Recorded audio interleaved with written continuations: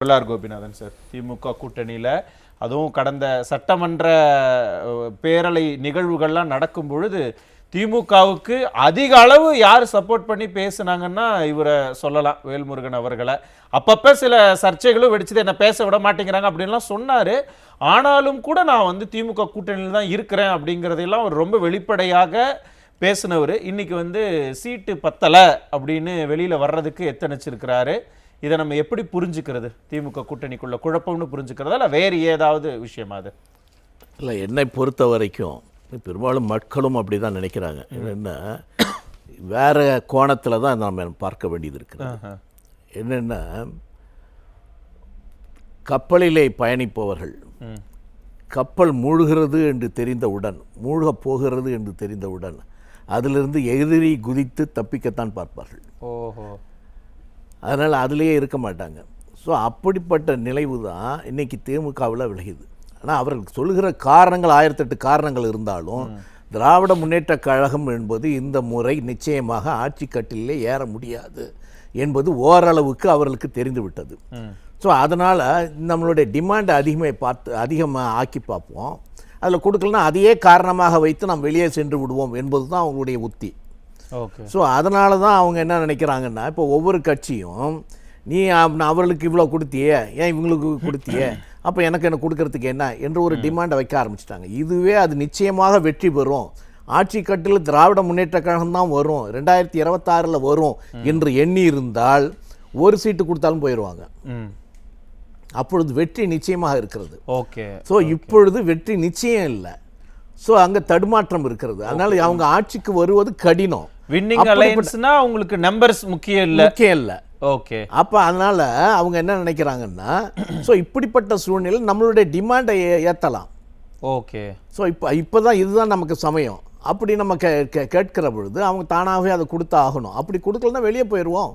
So எப்படி இருந்தாலும் அவன் தோக்க போகிறோம், அப்போ இன்னொரு இடத்துக்கு போயிடுவோம் என்கிற நிலைமையில தான் இன்றைக்கு அத்தனை கட்சிகளும் வந்திருக்கின்றன. தாவாக்கா அவங்க முடிவு எடுத்துட்டாங்க, வெளியில வரணும்னு முடிவு எடுத்துட்டாங்க. காரணத்தை தேடுறதுக்கு நிறைய சீட்டுங்கிற காரணத்தை வச்சிருக்காங்க. காரணம் மட்டுமல்ல, நீங்க டிமாண்ட் அதிகரிக்கிற பொழுது ஒவ்வொரு காலகட்டத்திலையும் திமுகவுடைய எப்படின்னா, திமுக இவர்கள் போவார்கள், அவர் சீட்டு கொடுக்கறதுக்கு தான் தயங்குறாங்களே தவிர பணம் கொடுக்கறதுக்கு தயங்குறது இல்லை. ஸோ அப்போ டிமாண்ட் போகிற பொழுது உங்களுக்கு அதிகமான பணமோ உங்களுக்கு பெருகுடைய வாய்ப்புகள் உண்டாகும். ஓகே. ஸோ சீட்டு இல்லைனா கூட அதையாவது கொடுப்பாங்க. ஸோ இவைகள் தான் இவருடைய உத்தி இன்னைக்கு. அதனால தான் அவங்க கேட்டுட்ருக்காங்க. இன்னைக்கு மார்க்சிஸ்ட்டை பொறுத்த வரைக்கும் என்னென்னா, மார்க்சிஸ்ட் ஏற்கனவே நீங்கள் சவுந்தரராஜன் இருக்காருல்ல, அவர் ஏற்கனவே சொல்லிட்டார், தொழிலாளர்களுக்கு விரோதமான கட்சி திமுகவை போல் வேற எந்த கட்சியுமே கிடையாது. இந்த ஆட்சியில் தொழிலாளர்களுக்கு செய்த விரோதம் போல வேற எந்த கட்சியும் இது வரைக்கும் செய்தது கிடையாது என்று அடித்து சொல்கிறார். சிஐடி சவுந்தரராஜன் தெளிவாக சொன்னார். போக்குவரத்து தொழிலாளர்கள் போராடிய பொழுது இவர் ரோட்டில் நின்று போராடினார், சாம்சங் போராடிய பொழுது இவர் போராடினார். இந்த என்னன்னா எந்த கட்சியும் செய்யாத, இனி பூஷ்வா கட்சிகள் கூட செய்யாத தயங்குவதை 8 மணி நேரத்தை 12 மணி நேரமாக ஆக்குவோம்ன்ற ஒரு சட்டத்தை கொண்டு வந்தாங்கல்ல. ஸோ வேற எந்த கட்சி இதை செய்யும்? அப்போ இது தொழிலாளர்களுக்கு விரோதமான கட்சி. அதனால தான் ஒரு சண்முகம் சொல்லுகிறாரு, சிபிஎம்னுடைய பொதுச் செயலாளர் சொல்லுகிறாரு, இவங்க 100 வாக்குறுதியில் 95 வாக்குறுதிகள் அவர்கள் 95% வாக்குறுதிகளை நிறைவேற்றவே இல்லை என்று சொல்கிறார். அவங்க எப்படி இந்த 5% நிறைவேற்றினது கூட எங்களுக்கு ஆச்சரியமா இருக்கு. அப்படிப்பட்ட ஒரு கட்சியாக இன்றைக்கு இது பரிணமித்திருக்கிறது திமுக இருக்கு. ஸோ அந்த திமுகவோட பயணிப்பது நம் கொள்கையை மட்டும் விட்டுவது இல்லை, தேவையில்லாம தோக்கிற கட்சியோட நம்ம ஏன்டா பயணிக்கணும். சரி சரி. இப்ப தமிழக வாழ்வுரிமை கட்சி அந்த முடிவுக்கு வராங்க அப்படின்னு நீங்க சொல்றது கூட நான் ஏத்துக்கிட்டேன்னா, சிபிஎம்மும் அந்த முடிவுக்கு வந்துட்டாங்களா? ஏன்னா புதுச்சேரியில அவங்க அந்த கூட்டணி உடைச்சிட்டாங்க. நாங்க 5 தொகுதியில தனியா போட்டிடுவோம்னு ஒருத்தர் போய் நாமினேஷன் கூட ஃபைல் பண்ணியாச்சு. அப்ப அங்க கூட்டணி உடைஞ்சிருச்சு தானே? அதுதான். அதாவது இவர் என்னன்னா, கலைஞருக்காவது ஒரு கலைஞர் மற்ற கட்சிகளை உட்காந்து பேசுவார், சில கொள்கை ரீதியாக அவரெல்லாம் விசாரிப்பார். ஸோ இடிப்பாரா இல்லை ஏமாறா மன்னன் கெடுப்பாரின்றி கெடு என்று சொல்கிறார் வள்ளுவர். ஸோ இவர் அந்த மாதிரி ஆளு. ஸோ ஸ்டாலினுக்கு இப்போ சொந்த அறிவும் கிடையாது, சுய அறிவும் கிடையாது. ஒரு முதலமைச்சரா இருந்தவர் இல்லை, அதுதானங்க நீங்க கண்ணியமா நடந்துட்டு இருக்கு. ஏங்க எவ்வளோ பல நிகழ்வுகள் நம்ம பார்த்துருக்குறோங்க. இன்னைக்கு சொல்றாரு நீ இவர் அடிமையாக டெல்லிக்கு, அதாவது ஒரு முதலமைச்சர் பேசுகிற பேச்சாங்க இது. நீ டெல்லிக்கு அடிமையாக இப்போ டெல்லியில் போய் இவங்க அடிமையாக அங்கே செய்து கொண்டிருக்கிறார்கள். நீங்க எத்தனை தடவை டெல்லிக்கு போனீங்க? 2011 எத்தனை தடவை நீங்க போய் அதன் பிறகு கூட உங்களுக்கு பதவி வேணும், உங்களை தக்க வைத்துக் கொள்ள வேண்டும் என்று எத்தனை முறை நீங்க போயிருக்கீங்க? ஸோ அப்போ வந்து ஒரு எதிர்க்கட்சி தலைவர் என்பவர் எங்க கூட்டணியில் இருக்கிறாங்க, அதனால நாங்க டெல்லிக்கு போறோம், அங்க போய் பிஜேபி தலைவர்களை சந்திக்கிறோம். எதுக்காக சந்திக்கிறோம்? நாங்க இந்த நாடு நலமாக இருக்க வேண்டும் என்பதற்காக போகிறோம். இந்த மக்கள் நலமாக இருக்க வேண்டும் என்று போகிறோம். எந்த திட்டத்தையும் நீங்க சரியாக நிறைவேற்றவில்லையே. நீங்க அதனால தான் நம்ம மக்கள் எல்லாம் உங்க மேல கொதிச்சு எழுந்திருக்காங்க. நீ ஒன்றும் இல்லை, நீங்கள் அப்படி 60 ரூபாய் நீ கேஸ் விலை ஏறிடுச்சுன்னு சொல்கிறீங்களா?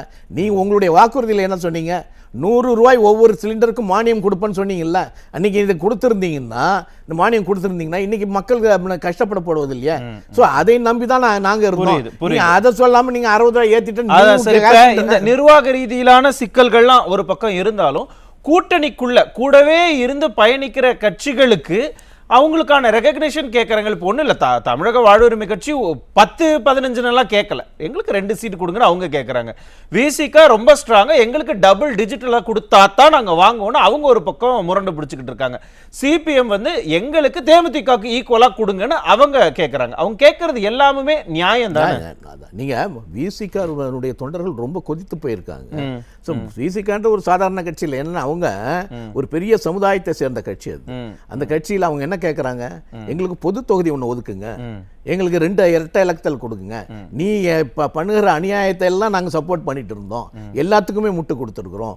பல நேரங்களில் எங்களுக்கு தெரிந்த பேங்கை வயலில் புகார் கொடுத்தவர்கள் மேலேயே அவர்களுக்கு வழக்கு போட்டார்கள். அப்போ கூட நாங்கள் கம்முன்னு இருந்தோம். எதுக்காக? ஒன்றை ஆதரிக்கணும் அப்படின்றதுக்காக. பல நேரங்களில் நீங்கள் எஸ்சி எஸ்டிக்கு ஒதுக்கப்பட்ட நிதியை எடுத்து நீங்கள் உரிமை தொகைக்கு கொடுத்த பொழுது நாங்கள் எதுவுமே பேசல, வாய்மூடி மௌனியா இருந்தோம். அவங்களுக்கு எல்லாத்துக்கும் நம்ம சீட்டை குறைச்சு கொடுக்கணும்னு ஏன் திமுக முதல்ல நினைக்குது? என்ன அவருடைய கருத்து என்னன்னா, திராவிட முன்னேற்ற கழகத்துல சீட்டில் நின்னாதான் வின் பண்ண முடியும் அந்த சிம்பிள்ல முதல்ல. ஸோ அவருடைய எண்ணம் என்னன்னா, திமுக மிகவும் பலவீனமாக இருக்கிறது. ஸோ பலவீனத்தில் இதில் நம்மளுடைய சின்னத்தை அறிமுகமான சின்னத்தில் போய் நின்னான்னா ஏதோ ஒரு வாக்குகள் விழுவதற்கான வாய்ப்புகள் இருக்கு. ஆனால் இவர்கள்லாம் இவங்க போய் பானை சின்னத்தில் நிற்பாங்க, அவர் பம்பர சின்னத்தில் நிற்பாருங்க. அவங்களுடைய உதயசூரியன்ல நின்னா அது பிரச்சனையா வரும்னு கூட்டணி கட்சிகள் பயப்படுறாங்க. ஆமா, அந்த கூட்டணி கட்சிகள் நீங்க அதை நிக்கணும் அப்படின்னு சொல்றாங்க. ஆனா கூட்டணி கட்சிகள் ஒவ்வொருத்தரும் எனக்குன்னு ஒரு தனி அடையாளம் இருக்கிறது, என்னுடைய ஐடென்டிட்டியை நான் கொடுக்க தயாரா இல்லை. ஸோ அப்படிப்பட்ட பொழுது நான் எப்படி நான் உன் சின்னத்தில் நிற்க முடியும்? நான் உன் சின்னத்துக்கு வந்துட்டேன், அதுக்கப்புறம் நீ உன் கொரடா சொல்றதெல்லாம் நான் கேட்கணும். ஸோ அப்படிப்பட்ட சூழ்நிலையை நாங்கள் ஏற்றுக்கொள்ள மாட்டோம். இப்ப புதுச்சேரியில நடந்த சிபிஎம் திமுக காங்கிரஸ் கூட்டணி அந்த முறிவு இருக்கு இல்லையா? ஏன்னா திமுகவும் காங்கிரஸ் ஆளுக்கு 15 எடுத்துட்டு போயிட்டாங்கன்னா மற்ற கட்சி கூட்டணிகள்லாம் கேட்பாங்கல்ல, அதை கொடுக்கல. அதே போல ஒரு மனநிலை இங்க தமிழகத்துக்குள்ளேயும் சிபிஎம் அந்த நிலைப்பாடு எடுக்கிறதுக்கு வாய்ப்பு இருக்கா? நிச்சயமா.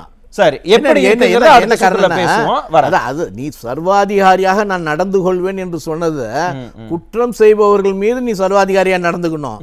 உன் கூட இருக்கிற கூட்டணி கட்சிகள் சர்வாதிகாரியா நடந்ததுன்னா அது நிச்சயமா ஏத்துக்குவாங்களா? அதை எதிர்க்கிறதுக்கு அவங்க தயாராகி. நான் திரும்ப வரேன். குரலார் கோபிநாதன் சார், இப்ப என்னன்னா, ஒருவேளை புதுச்சேரியில எப்படி சிபிஎம் வந்து நாங்கள் தனித்து களம் காண்றோம் அப்படிங்கிற அந்த விஷயத்தை அவங்க முன்னெடுத்திருக்கிறாங்களோ, அதை பார்த்து இங்கே தமிழகத்தில் ஒருவேளை அவங்க சிபிஎம் உடைய கட்சி தலைமை நம்ம தனிச்சே போயிடலாம், ஏன்னா வேறு ஆப்ஷனும் அவங்களுக்கு கிடையாது, தனிச்சு போயிடலாங்கிற முடிவு எடுத்துட்டாங்கன்னா திமுக கூட்டணிக்கு அது பலவீனமாக போகுமா? மார்க்சிஸ்ட் கம்யூனிஸ்ட் கட்சிக்கு அது என்ன மாதிரியான விளைவுகளை ஏற்படுத்தும்? இல்லை, நிச்சயமாக என்னென்னா சார், முதல்ல ஒன்று தெரிஞ்சுங்க, நம்ம ஆரம்ப அரசியலில் தேர்தல் வருவதற்கு 6 மாதத்திற்கு முன்பே திமுகவுக்கு இந்த தேர்தல் பெரிய ஆசிட் டெஸ்டாக இருக்கும், அதனால் அது வெற்றி பெற முடியாது என்பது தீர்மானித்துட்டாங்க. பல ஆய்வுகள் நடத்தினாங்க. இதெல்லாம் மிக மோசமான நிலையில் திமுக இருக்கிறது. இந்த ஆன்டி இன்கும்பன்சி என்பது வேறு எப்பொழுதுமே இல்லாத வகையில் 15% திராவிட முன்னேற்ற கழகத்துக்கு எதிராக மக்கள் திரும்பி இருக்கிறார்கள் என்பது அவங்களுக்கு தெரிஞ்சிருச்சு. ஸோ அதற்காகத்தான் அவங்க அவசரமாக என்ன பண்ணாங்கன்னா ஊரில் இருக்கிற போகிறவன் வரவானெல்லாம் கூட்டணியில் சேர்த்துக்கிட்டாங்க. ஸோ அப்போ அவங்களுக்கு அது தெரியல. அதனால் இது நிர்வாக திறமையற்றவரை, அதுக்காக தான் நான் அந்த அறிவுன்ற வார்த்தையை நான் பயன்படுத்துகிறேன். எந்த காலகட்டத்திலையுமே எதையுமே தீர்க்கமாக முடிவு செய்கிற ஆற்றல் இவருக்கு சுத்தமாக கிடையாது. ஸோ நீ ஒரு குரூப்பை சேர்க்கிற பொழுது அப்பொழுது நீ சிந்தித்திருக்கணும். இப்போ மற்றவங்களாம் இருப்பாங்களே, சீட்டு கொடுக்கும்பொழுது எப்படி கொடுக்க முடியும், அப்போ நம்மளதில் குறைச்சிக்கலாமா, அதெல்லாம் நீ சிந்தித்திருக்கணும். அதெல்லாம் சிந்திக்காமல் நாம் தோற்று விடுவோம், அதனால் எல்லா கட்சியும் சேர்த்துக்கணும் அப்படின்னு சொல்லி அவசரமாக போய் சேர்த்துக்கிட்டாரு. இன்றைக்கி குறையுது. ஸோ அவர்கள் வந்த உடனே அவர்களுக்கு நீ ஒரு சீட்டை கொடுத்த உடனே இருக்கிறவங்க சும்மா இருப்பாங்களா? ஸோ நாங்கள் உனக்கு சப்பை கட்டிட்டு இருக்கோம் 5 வருஷமா, நீங்கள் எங்களை எதுவுமே செய்யலை, எல்லாத்தையும் உன் குடும்பம், அவர் சொன்ன மாதிரி குடும்பத்துக்காக தான் நீ அரசியல் நடத்துகிற, இருந்த போதும் நாங்கள் உனக்கு கூடவே நின்னோம். ஸோ எதுவுமே நீ எங்களுக்கு செய்யலை. அப்படி இருக்கிற பொழுது இன்றைக்கி நீ எனக்கு சீட்டையே நீ கம்மி பண்ணுற அப்படின்னா, நேற்றுக்கு வந்தவனுக்கு அதிகமாக கொடுக்குற, இன்றைக்கி எங்களுக்கு கொடுக்குறேன்னு சொன்னால் அப்போ நாங்கள் என்ன இழிச்சம் வாயலாம் அப்படின்னு அவங்க அந்த கேள்வி வரும்ல. ஸோ அதைத்தான் இன்றைக்கு அவங்க கேட்க ஆரம்பித்திருக்கிறார்கள். ஸோ இவர் என்ன நினைக்கிறாருன்னு சொன்னால், ஸோ இதுவரைக்கும் நாம் சொன்னதை இவங்க கேட்டுக்கொண்டு சும்மா இருந்தவர்கள், நமக்கு செய்த குற்றத்துக்கெல்லாம் ஆதரவாக இருந்தவர்கள், நம்ம எல்லாத்துக்குமே நம்ம சப்போர்ட்டா இருந்தவங்க பேச ஆரம்பிச்சுட்டாங்க. பேச ஆரம்பிச்சதுனால இவர்களை விட புதுசா வந்திருக்காங்க, அவன் கொஞ்ச நாள் அடிமையா இருப்பான். ஸோ அவர்கள் பெட்டரு. அதனால ரிஃப்ளெக்ட் ஆகும்ல சார், அவங்க இணக்கமாவே இருக்க மாட்டாங்களே, என்னதான் கட்டாயத்துல கூப்பிட்டு வச்சு கூட்டணிக்குள்ள ஓகே ஒண்ணு இல்ல சார் ரெண்டே கொடுக்குறேன்னு சொன்னாலும் வேலை பார்க்க மாட்டாங்க. ஃபீல்டுல அவங்க அவுட்ன்றது அவங்களுக்கே தெரியுங்க. ஃபீல்டுல அவங்க அவுட். அவங்க என்ன தக்க வச்சுக்கிறாங்கன்னா, அதிகமான சீட்டுல திமுக நின்று வாக்கு அதிகமா வாங்குச்சுன்னா எங்க வாக்கு சதவீதம் இவ்வளவு இருக்கு அப்படின்றத காண்பிக்கிறது வெற்றிகரமான தோல்வியா இருக்குன்னு நினைக்கிறேன். ஒன்னே ஒண்ணு தெரிஞ்சுக்கிட்டேங்க, என்னன்னா ஒரு கட்சி தோற்கிறது, ஒரு வீட்டில் ஒரு இழப்புது அப்படின்னு சொன்னா சில சகுனங்கள்லாம் தெரியும்.